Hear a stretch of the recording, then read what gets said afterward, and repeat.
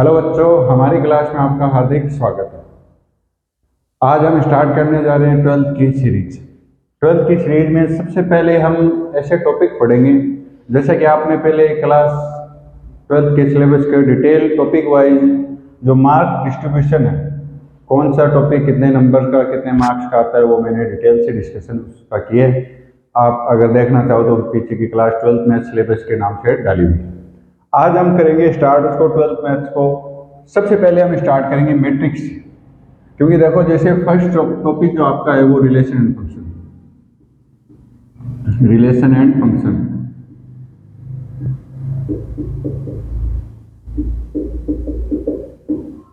Second topic है ITF, संबंध और फलन है, और दूसरा है प्रतिलोम त्रिकोणमितीय फलन। 11th क्लास में आपने जो पढ़ा relation and function set, relation and function जो पढ़ा था उसका ही थोड़ा डिटेल वर्जन यहाँ पे दिया गया। फिर वहाँ पे आपने फंक्शन क्या होता है, फंक्शन की डेफिनेशन देखी, रिलेशन की डेफिनेशन, डोमेन रेंज के बारे में देखा था, सेट्स के बारे में, ट्रिग्नोमेट्री देखा था, यहाँ पे ट्रिग्नोमेट्री के ग्राफ देखे थे, ट्रिग्नोमेट्री रेशियो उनके ग्राफ सबके देखे थे। यहाँ पे हम क्या करेंगे, इनवर्स ट्रिग्नोमेट्री फलन मतलब प्रतिलोम त्रिकोणमितीय फलन देखेंगे। थर्ड जो चैप्टर है वो एकदम नया है आपके लिए, आपने पीछे कुछ पढ़ा है नहीं पढ़ा है उससे कोई फर्क नहीं पड़ता।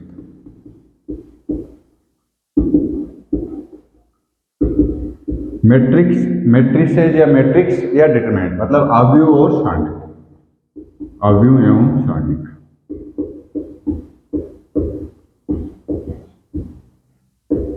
क्लियर हुआ?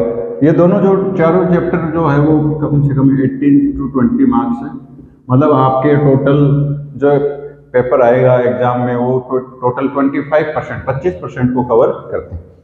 ये जो दोनों टॉपिक है, दोनों चैप्टर है, रिलेशन फंक्शन और आईटीएफ, ये आपके आगे आएगी कैलकुलस, उसमें आपका बहुत ध्यान है। कैलकुलस में आपके पास 5 टॉपिक है टोटल।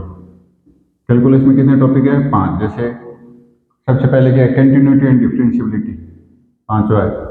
6 है डिफरेंशिएशन, वो एप्लीकेशन ऑफ डेरिवेटिव, 7वां है इंटीग्रल समाकलन, फिर 8वां है समाकलन के अनुप्रयोग, और 9वां है अवकल समीकरण। 5 टॉपिक जो है वो किससे जुड़े हुए? रिलेशन फंक्शन और आईटीएफ से जुड़े हुए। आज हम नए जो एकदम नए जो चैप्टर है मैट्रिक्स और आव्यूह सारणिक और डिटरमिनेंट, इनके बारे में डिटेल से डिस्कशन करेंगे। तो देखो जरा अभी सबसे पहले हम आज डिस्कशन करेंगे मैट्रिक्स के बारे में, मैट्रिक्स के बारे में, मैट्रिसेज, आव्यूह, मैट्रिक्स बोलते हैं इसको। सबसे पहले दिमाग में आपके ये आना चाहिए कि मैट्रिक्स होता क्या है, आव्यूह क्या होता है, आव्यूह की परिभाषा क्या है, डेफिनेशन क्या है। तो सबसे पहले हम लिखेंगे आव्यूह क्या है। आव्यूह जो है मैट्रिक्स क्या है? नंबर ऑफ या संख्याओं का, कोई भी नंबर्स है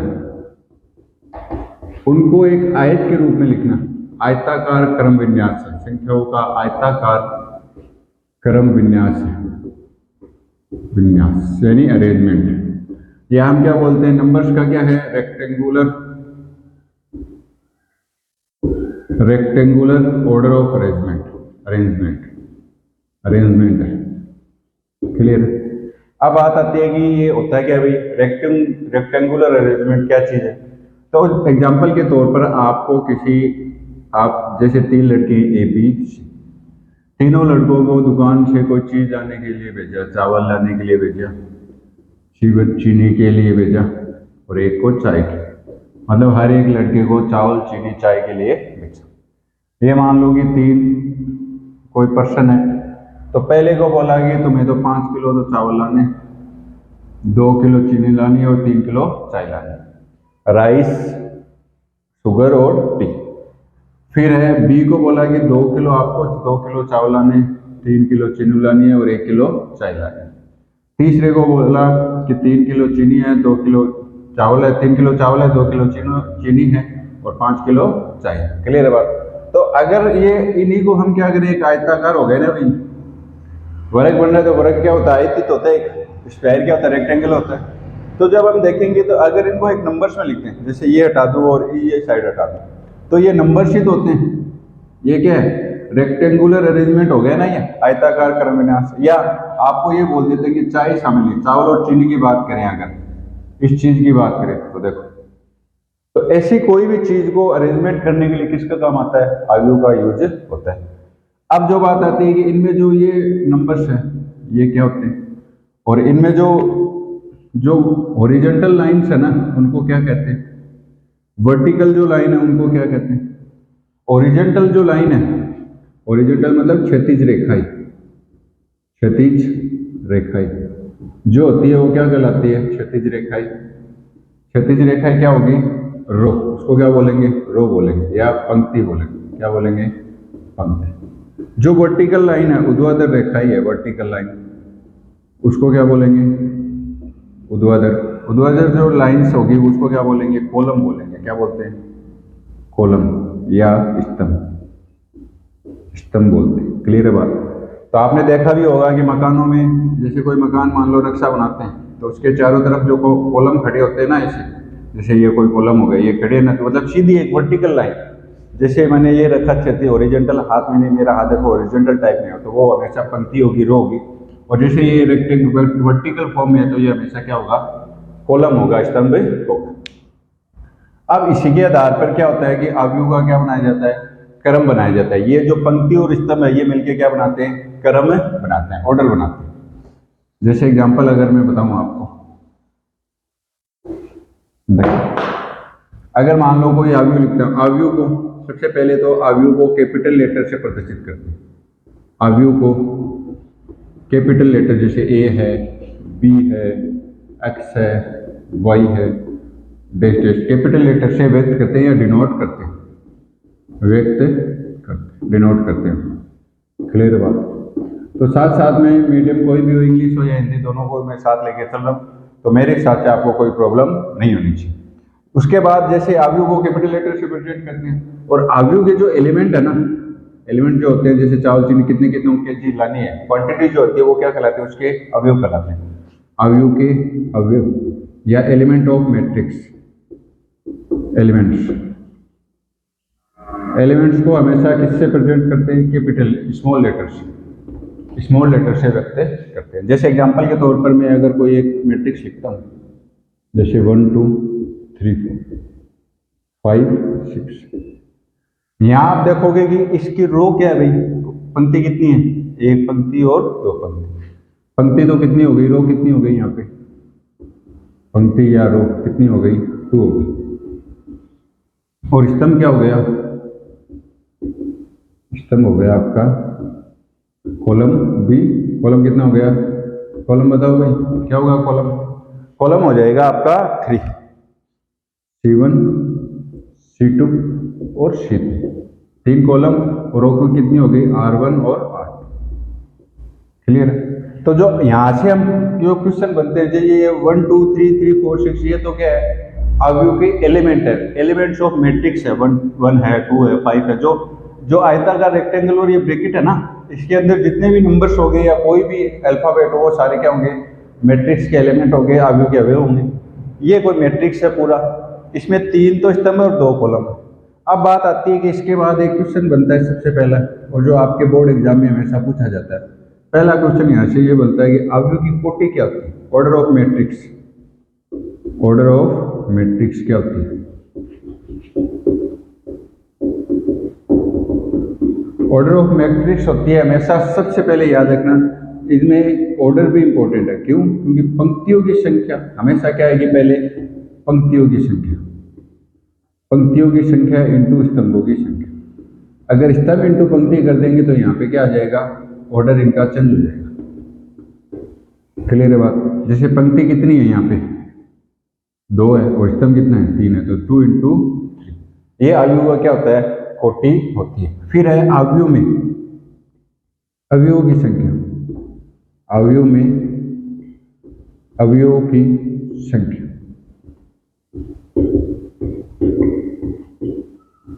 अवयव में अवयवों की संख्या क्या हो जाएगी भाई, अवयव की संख्या जो होगी ना, इनका मल्टीप्लाई, रो और कॉलम का जो मल्टीप्लाई होगा वही अवयव के नंबर ऑफ एलिमेंट होते हैं, क्या हो जाएगा, 6 हो जाएगा। देखो यहाँ पे काउंट करो, 1 2 3 4 5 6 एलिमेंट हो गए, और ऑर्डर क्या हो गया, 2 इंटू 3 हो गया।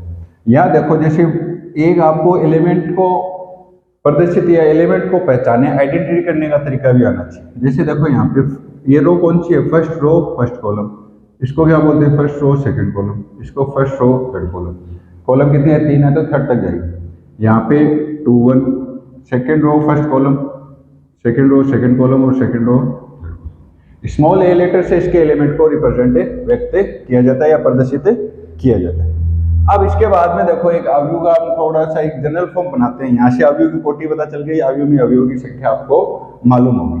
तो यहाँ से देखो हम एक चीज बनाएंगे,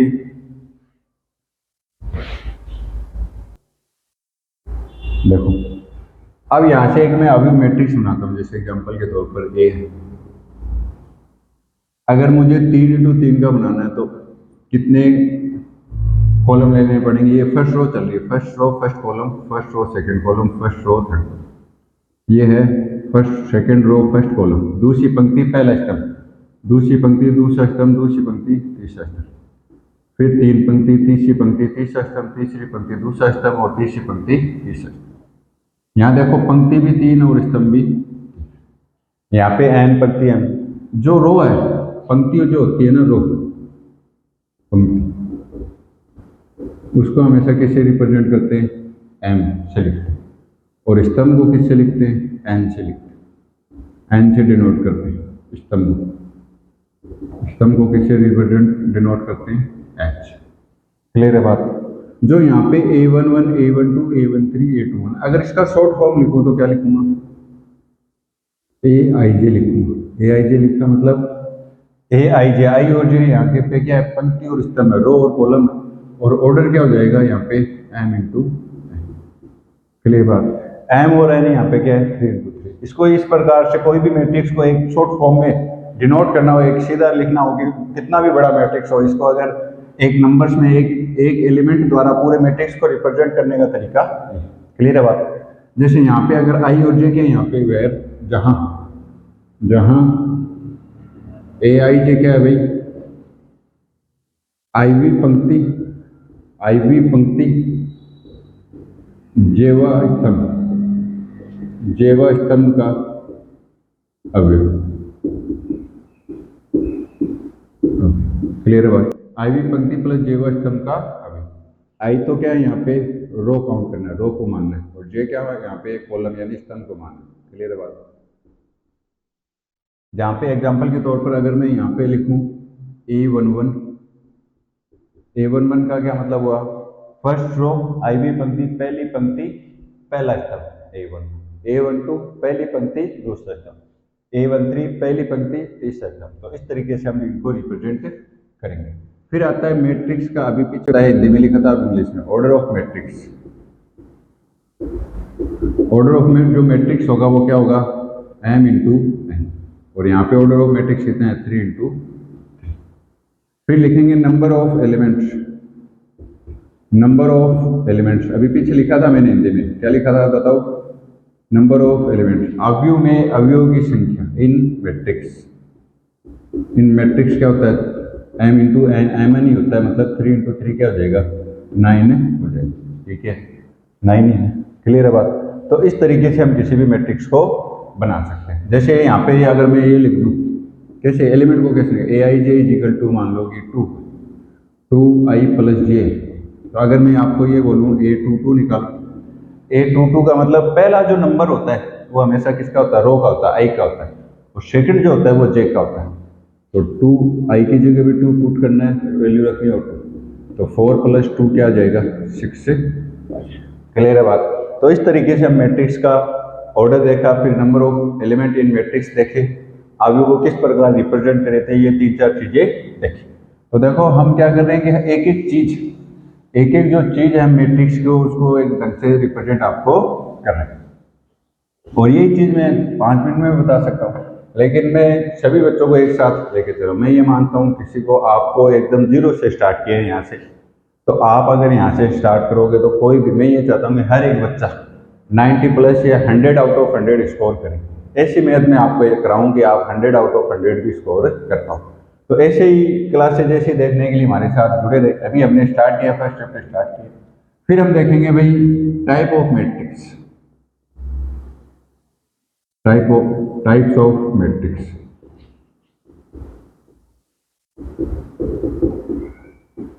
अवयव के प्रकार, अवयव के प्रकार, कितने प्रकार के अवयव होते हैं वो यहां से देखिए।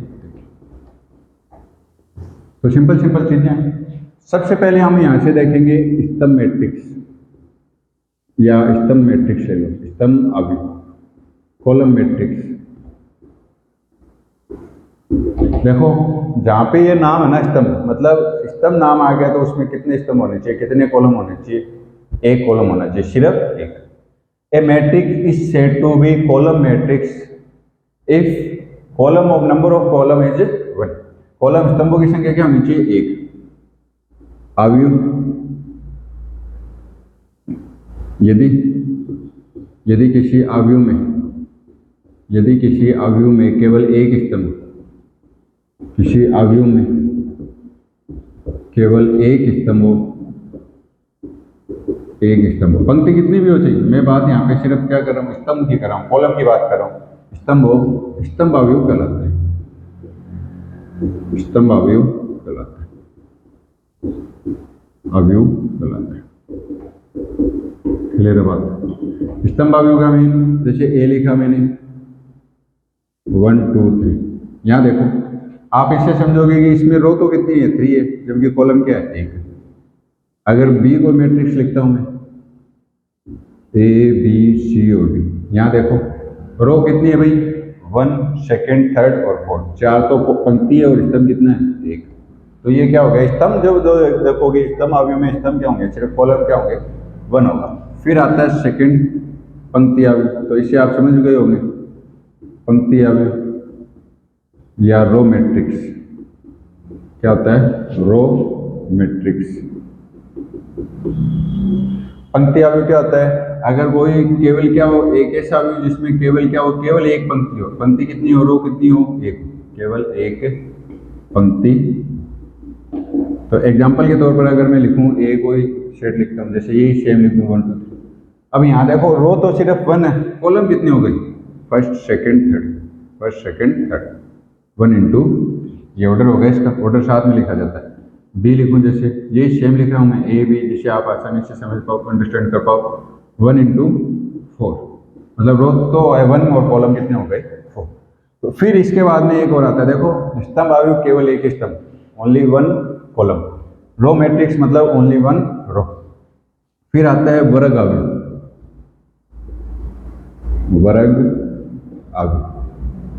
स्क्वायर मैट्रिक्स,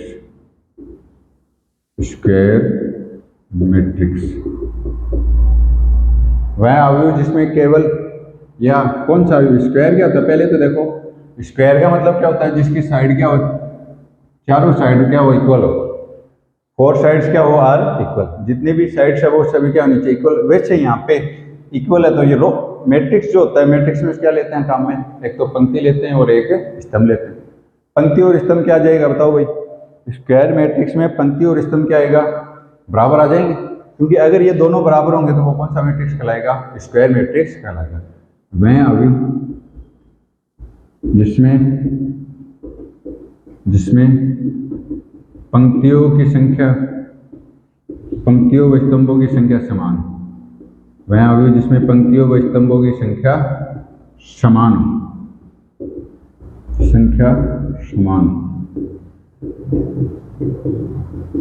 वह जिसमें पंक्तियों व स्तंभों की संख्या समान। एग्जाम्पल के तौर पर अगर ये कोई मैट्रिक्स है, उसके एलिमेंट ए आई जे है, तो एम इंटू एन क्या होगा, स्क्वायर मैट्रिक्स होगा।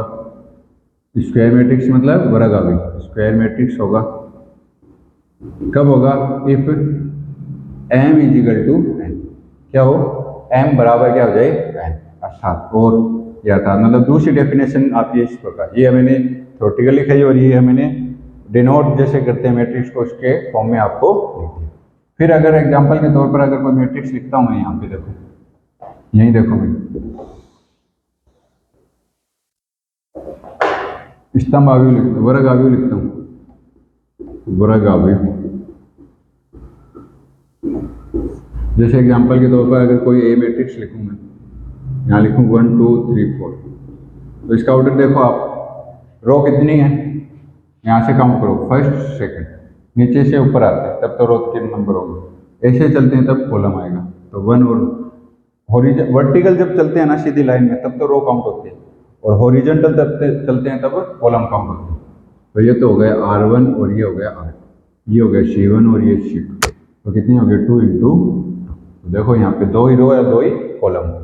फिर अगर कोई बी मैट्रिक्स लेता हूँ, जैसे 1 2 3 4 5 6 7 8 9, तो ये क्या हो जाएगा 3 इंटू, क्लियर है बात।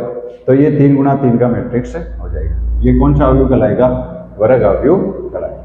अब नेक्स्ट क्लास में, आज के लिए इतना ही। नेक्स्ट क्लास में हम क्या देखेंगे, 2-3 और मैट्रिक्स के टाइप है। एक तो है देखो विकर्ण अवयव, क्या होता है विकर्ण अवयव। फिर इसके बाद में एक और देखेंगे अदिश अवयव, विकर्ण अवयव। फिर देखेंगे एक विकर्ण अवयव देख लिया, अदिश अवयव देख लिया। फिर मान लो किसी भी मैट्रिक्स को एक नंबर, अगर एक कांस्टेंट नंबर है उसे अदिश स्केलर नंबर से मल्टीप्लाई, स्केलर से मल्टीप्लाई करना। ऐसे फिर अवयव का क्या देखेंगे, योग देखेंगे, एडिशन देखेंगे, मल्टीप्लिकेशन, अवयव का गुणन जो कि बहुत इंपॉर्टेंट है, वो हम क्या करेंगे नेक्स्ट क्लास में डिस्कशन करेंगे। तो हमारी क्लास में ऐसे ही चीज़ें देखने के लिए स्टेप बाय स्टेप, तो हमारी क्लासेस को फॉलो करें। क्लासेस देखने के लिए बहुत बहुत धन्यवाद।